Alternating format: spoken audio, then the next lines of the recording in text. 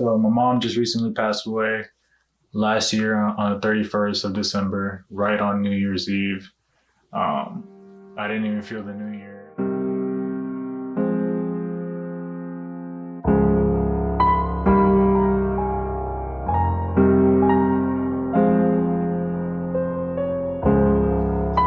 So started making music at UGA, inspired by the homies Mike and Dal, who were just cooking up all day and night. Like that's what they were doing. That was the move. They were at the crib just chilling. And they doing that. And I was like, man, it takes a certain skill to like really get into something and do it like, a lot. Yeah. And only like notice yourself like actually like progressing in it. So I feel like hopped on with that. I was introduced. I was always interested in like in music, like since childbirth, I feel like. But to like fast forward, they introduced me into like FL Studio, and that's what my platform is right now.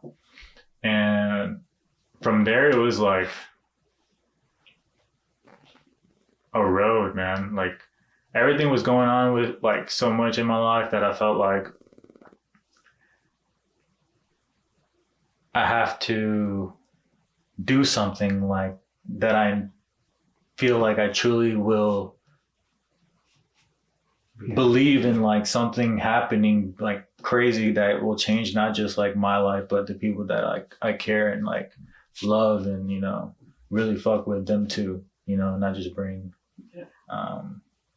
me up, but everybody up. And I felt like the one thing that I was sticking to and doing over and over nonstop, like at first I was trash, and I still think like I'm not crazy, but I feel like I'm on the road there. I've been blessed with like studio internships in Athens and Atlanta and learning like the really physics and like mechanism and like concept of sound and how it like travels and how it like gets processed through the channels it travels through. And that makes a big difference in what you end up hearing, in your headphones or in your car or anything. So learning that, I feel like was the key. Like that's when you learn quality sound and what like commercial sound sounds like professionally mixed, professionally done through the right channels, not just like someone making something on their laptop and releasing it like right away.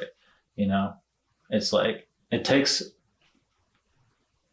skill, it just takes time and practice and all that kind of stuff to like become that level. And when I saw that in like the people that I met and inspired me, I was like, I got to do the same thing, and I felt like this is the move, I'm not gonna lie. Like, I feel like it's a continuous path and I don't know when it's gonna happen, but I'm wishing to God that it happens. So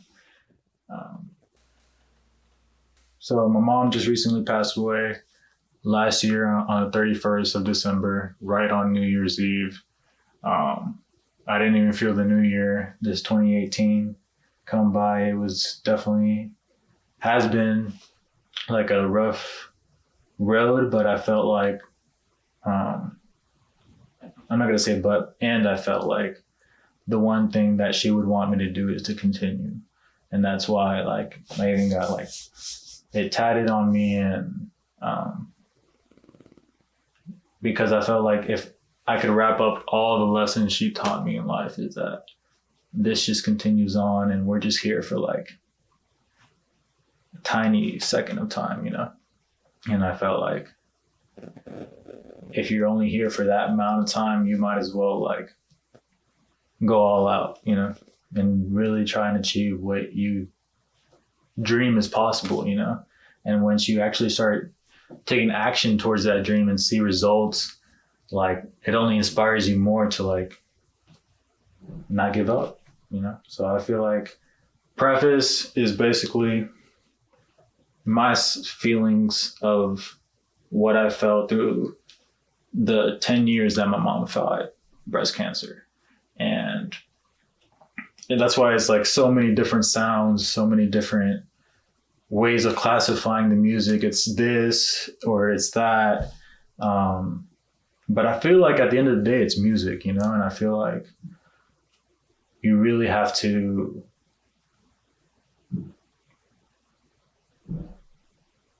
feel it in order for it to like mean something.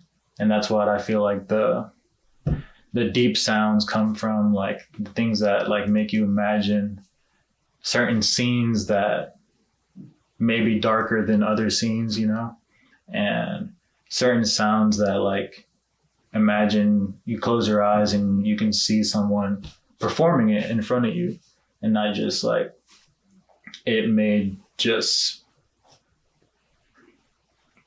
in a second and then that's it, you know, which I don't feel like there's no rules to music. So I don't feel like what's right or wrong. I just feel like to make emotion resonate in the sound, it takes like the right mix of ingredients, you know, put together. And once you get those ingredients, you really come up with something crazy. And then that's when you have the choice. Like, are you going to do something about it, or are you just going to like keep it to yourself and no one's going to really know? So that was a really struggle of mine. Like, I've been doing it for so long that I didn't want to release something and not have a concept or theme or something I want to dedicate it to. And that's why I dedicate all my music to Yoko, which is my mom's name, short name. Her new real name is Yoko, but they all called her Yoko for sure, which was pretty cool. So I decided to dedicate all the music that I make to her. And that's why I use her name and all of like anything that I release musically and or will release, you know. And I feel like Preface is only like the beginning of a big story. How I mentioned she fought for 10 years. That's why I made 10 chapters, 10 albums, you could say. And in each chapter, it's going to tell each, like a part of the story of like what I went through throughout the whole like 10 years, and not just including her fight, but everyone else's fight in the family as well. Because she wasn't the only one diagnosed with breast cancer as well. So it's been crazy.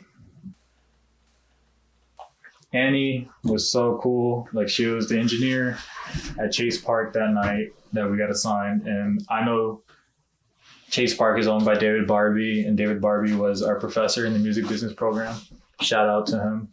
And I always hit him up whenever I want to go and mix or just escape in the sound. And unfortunately, they were available that weekend, and she was the one that took the session. And then that's where I met her. And as soon as, so there was a song, Revolutionary, that I only had one melody to the violin, and that was about it. The drums were made and it was really making it nice, but I felt like something was missing. It could be better. I didn't know if it was vocals or if it was like another instrument, but I knew something was missing. So I asked her, because she's a violinist at UGA, and I was like, yo, like, do you think you can make something for this? And she was like, I mean, are you sure? And I was like, hell yeah. Like, the vibe, like the people there were so cool. Everyone was there, and everyone will be there at the future ones as well. And I feel like she was really feeling the vibe too, and was like, fuck it, you know, like, let's do it. And she told us that she lived pretty close and she could get the violin really quick. Boom, she went, got it, set up the mic. I hit record, one hit, and like, she got it. Boom. She felt the music, like she knew what to do out of nowhere, you know, it just happened organically. So I felt like, damn, that was awesome. Like, everyone clapped like after she performed, and it was dope. It was awesome. That was like a moment, you know, where vibes just connected. So, and Sean C, he's the homie, like another brother from another mother, you know, and I've always been working on music with him, and I've always, for a good minute, like a couple years now, and we release projects together. We have a project we haven't really that's unreleased that I hope releases soon or next year.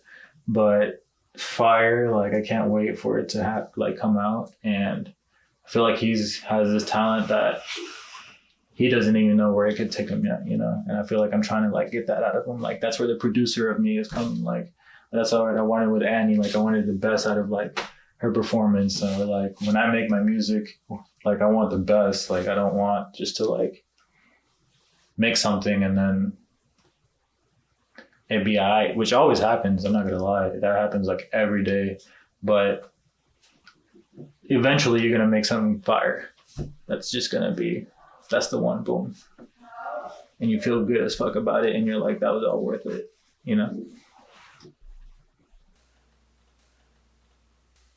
Yeah. So how I described it was like a soundscape of emotions felt writing the 10 chapters that I'm making now. And not just the soundscape of that, but the soundscape of how I felt going through like everything as well, And that's why I wanted to give people a mix of everything so that they didn't know what to expect on the next one. Or if there's gonna be a next one, But of course there are. There are like 9 chapters that I want to fulfill, So it's going to be 10 albums in total with Preface. So that's the goal. And I hope like each album will only like progress and like sound better than the next album. And like each will be like an original kind of feeling that like, damn, progression does exist. Like, we only like get better if we fucking stick to what we want to do. So that's I feel like to achieve simplicity, complexity is behind it. I feel like to make something sound that it's like simple, but it's so hard, or like it's just like, I don't know. I feel like I like to do both. I feel like when you find something and like that's it, that's where you should stop. You shouldn't like try and mess with it more, because I feel like you're only gonna get frustrated if like it ends up sounding like not how you want it to, So I feel like once you find that feeling, boom, that's it. And if it like just requires like one melody and one chord progression, then that's all you need, because that's what most music like is like, only like the right ingredients, put together is what matters, not like how many layers you have or like what crazy equipment you have or anything like that. It just matters of like the right stuff put together is what makes a hit, like the right feelings, the right vibe, like, and then like influences like MJ, Quincy Jones, like I honestly like I draw influence from everybody in the game, like everybody has their own like sound, everybody has their own taste in music, and if you don't like it, then you don't like it, shouldn't be like a huge deal. Someone's gonna like it. You never know who. This is Yoko. Follow me at 1XTEVE and everywhere Yoko, Spotify, Apple Music, Tidal, whatever it is you have, SoundCloud. You already know. Peace.